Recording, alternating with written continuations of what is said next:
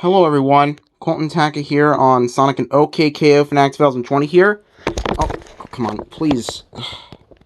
The tripod's still loose. But anyway, are you ready for another video on an audio cassette from one of the most dependable, longest lasting trucks?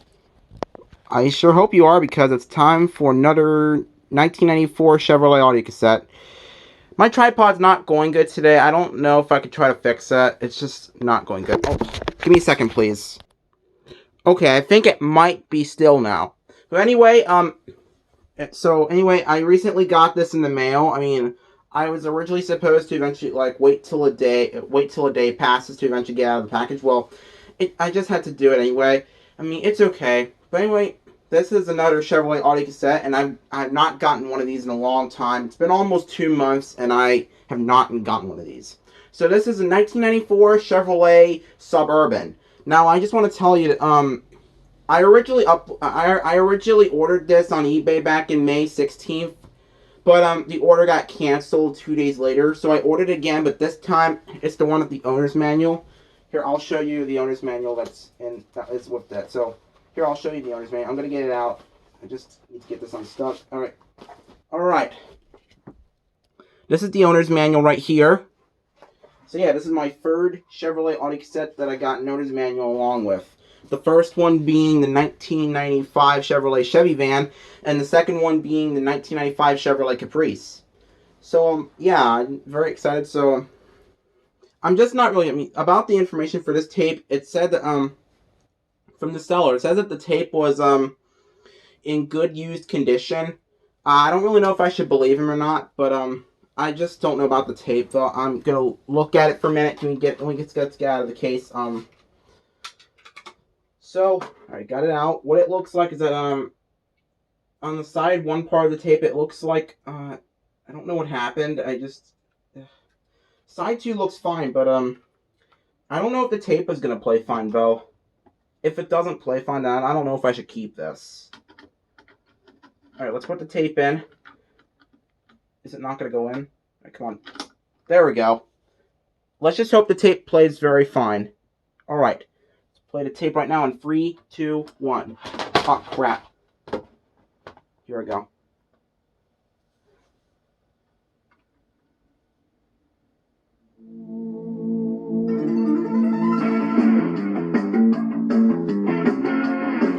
Congratulations on the purchase of your new Chevrolet Suburban. This audio presentation offers information on the operation of selected Suburban standard equipment and accessories. It also offers some helpful tips for a Suburban owner. Part 2 of this program offers tips on the operation of particular options you may have purchased and four-wheel drive applications, as well as information and cautions to consider when trailering with your Suburban. This presentation calls out only a few of the operational features of your new Suburban. Complete and detailed information can be found in your owner's manual, which you should read and keep in your vehicle. In order to gain maximum benefit from this audio presentation, we suggest that you listen to it in your new Suburban. To help you enhance the future performance and economy of your Suburban, let's go over a few tips to follow during a break-in period. First, we recommend that you limit your speed during the first 500 miles to a maximum of 55 miles per hour, and be sure to vary your speed during this break-in period. This procedure allows many of the engine components to seat correctly for future performance. Second, avoid full throttle starts and, whenever possible, hard stops, especially during the first 200 miles of driving. Your new Suburban is equipped with a four-wheel anti-lock braking system, or ABS for short. Anti-lock braking systems are designed to minimize lockup during braking by automatically modulating brake pressure. So don't be alarmed if you feel a pulsing of the brake pedal during a brake application that would cause the wheels to stop rolling. This is the ABS system working to help you maintain control of your Suburban. So far, it plays fine. Now, let's look at your instrument cluster, as there are several warning and indicator lights which you should always monitor. When you turn the ignition to the start position, all your warning and indicator lights will briefly illuminate. This is simply a bulb and system check. After a few seconds, all the lights should go out. If a light remains illuminated, it could mean a system malfunction. Your anti-lock and conventional brake systems have two lights that represent their operating status: an anti-lock light and a brake warning light. The anti-lock light may remain on for up to 4 or 5 seconds when you start your vehicle. This is normal. If this light remains illuminated or comes on again while driving, the anti-lock feature of the braking system may not be working correctly. The anti-lock light only applies to the anti-lock feature of your brake system. If this light is illuminated, you still have conventional brakes. It is only the anti-lock feature which may not be operational. If this is the case, see your Chevrolet dealer for a system check. If the brake warning light remains illuminated or comes on while driving, it could indicate a possible malfunction of the conventional braking system. If this occurs, carefully pull off the road at the first safe opportunity and use caution since it may take longer to stop. The brake light also illuminates if the parking brake is not fully released. If the brake light is illuminated, check to see that your parking brake is fully released. If the light remains illuminated, see your Chevrolet service department as soon as possible. The Service Engine Soon light reflects the condition of your Suburban's computer command control system. If this light comes on intermittently or continuously while driving, your Suburban's engine computer has detected a fault in the components or wiring of the computer command control system. If this happens, your Suburban can be driven in most cases. However, you should visit an authorized Chevrolet service department as soon as possible to have the computer command control system checked out. You should pay particular attention to the oil pressure, voltmeter, and coolant temperature gauges. Operating your Suburban with any of these gauges reading excessively high or low could damage your engine or engine components. The trip odometer records your mileage for either record-keeping or monitoring fuel economy. Pressing the reset button at the lower right of the trip odometer readout starts a new mileage measurement interval.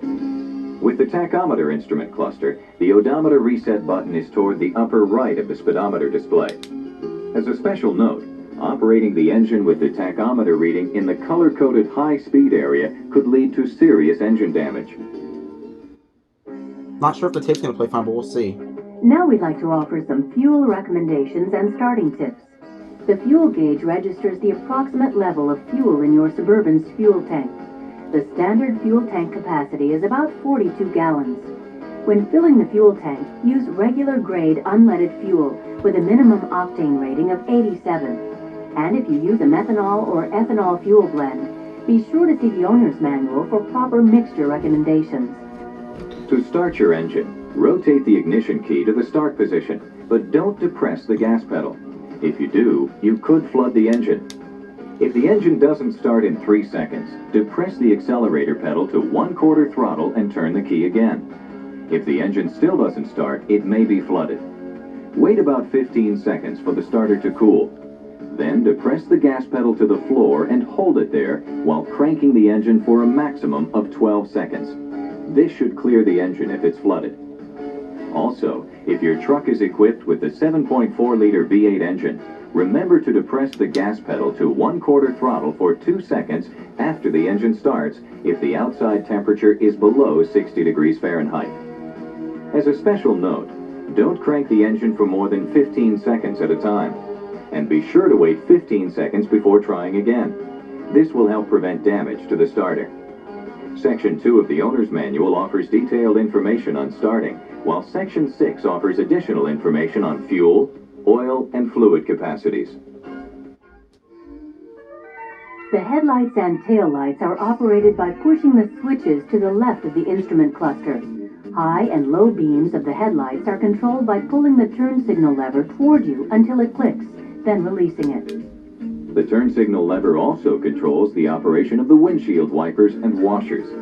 The delay wipers allow you to vary the time interval between wiper sweeps for as long as 16 seconds. Once the wipers are on, turning the delay control band away from you controls the amount of wiper delay. The closer the wiper control band is to the low position, the more often the wipers will move. The low and high positions provide continuous wiper action, while pushing the paddle on the turn signal lever engages the windshield washers. For continual washing, you must push and hold the paddle down. When you release the paddle, the washers will stop. For a single wiping cycle, turn the wiper band toward you to mist, then release the band. The dial to the right of the light switches controls the intensity of the instrument panel lights when the parking lights or headlights are illuminated. Turn the dial to the right to brighten the instrument panel lights.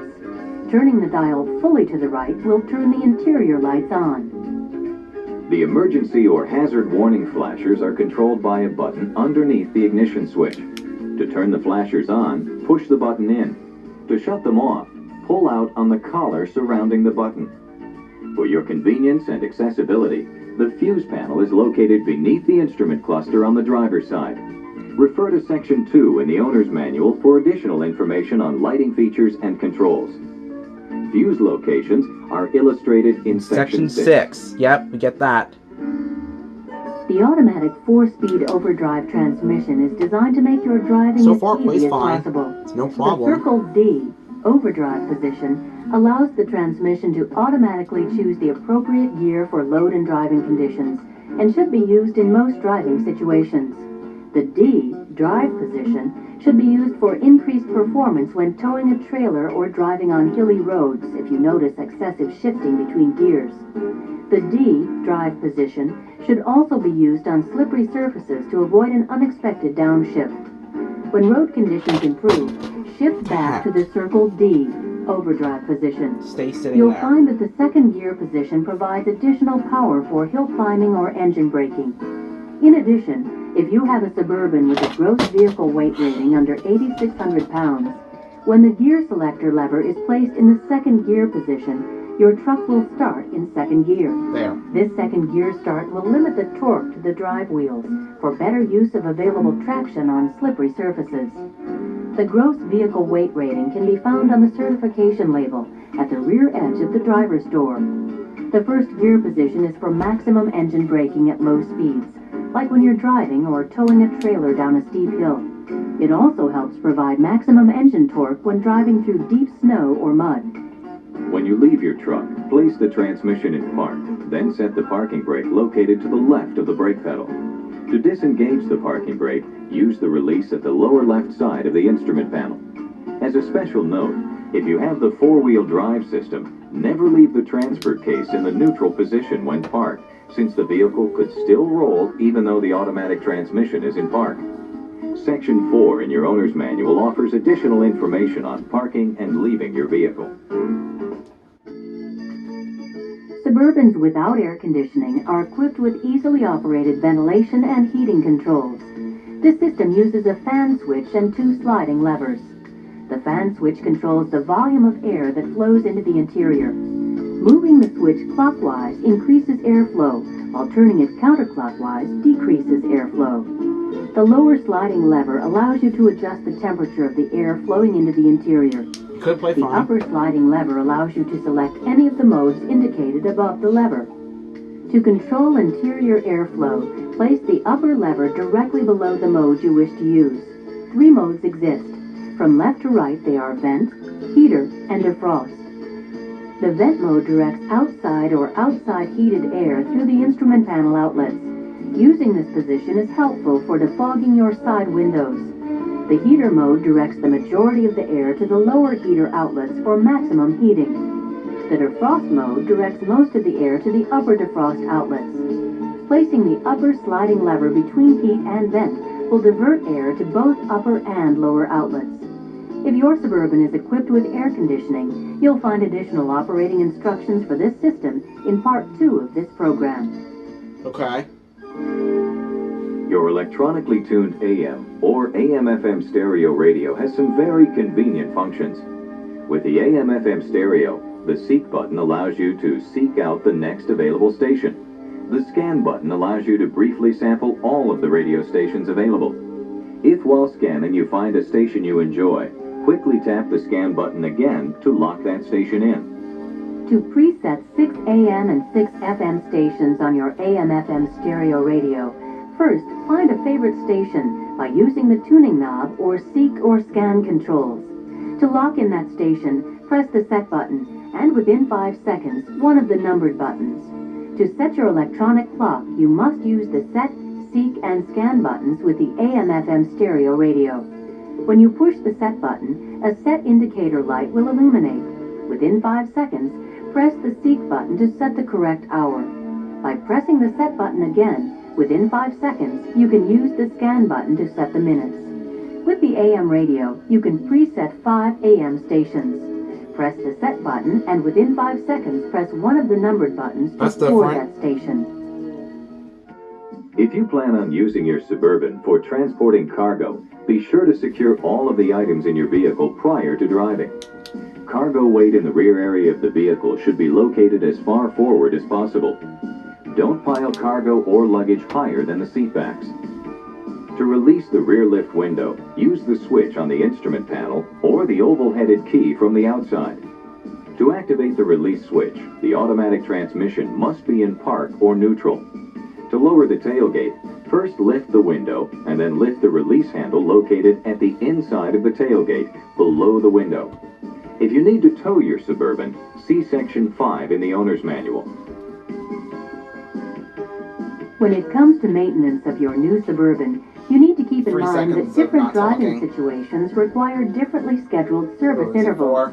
For example, if the majority of your driving is on the highway, where the engine is running at normal operating temperature and there's minimal stop-and-go driving, you can follow Maintenance Schedule 2 in your owner's manual. On the other hand, if you frequently use your Suburban for short trips, towing a trailer, driving in cold or dusty conditions, or do a lot of stop-and-go driving, you'll need to follow Maintenance Schedule 1. Both of these schedules are found in Section 7 of your owner's manual. And while we're on the subject of maintenance, you need to know that it's a good idea to check the engine oil level every time you put fuel in your Suburban, preferably when the oil is warm. For more detailed information on checking your oil, using the correct weight or viscosity of oil, inspecting the coolant, washer, and transmission fluid levels, along with other self-maintenance procedures, read Sections 6 and 7 in the owner's manual. To help fight spills and stains, the cloth fabric of the seats and door trim in your new Suburban has been treated with Scotchgard fabric protector. So a quick wipe with a damp sponge or cloth will clean most spills.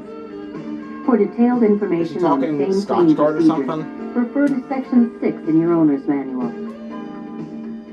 Your spare tire is stowed behind the left rear wheelhouse, with a jack and tools located under the left rear quarter armrest housing. What spare tire? Every so often, be sure to check the pressure in your spare tire. And be sure to read Section 5 of the owner's manual for the operation of your jack and the correct procedures to remove or replace a tire. Your vehicle has many other standard features designed to make driving a delightful experience. So take some time to explore the interior and exterior of your new Suburban. The literature found in the exclusive Chevy Suburban portfolio contains important information, such as your owner's manual and vehicle warranty information. It also includes tire warranty information and convenient slots for business cards with the names of key contacts at your Chevrolet dealership. If you have any additional questions after reviewing the literature, please call our Customer Assistance Center at 1-800-222-1020. In addition, your vehicle is covered by Chevrolet's 24-hour roadside service by calling 1-800-243-8872, which is the same as 1-800-CHEV-USA. These toll-free numbers can be found in Section 8 of your owner's manual. If you call these numbers, you'll have access to emergency services like towing, tire changing, locksmith services, and more for as long as you own your Suburban.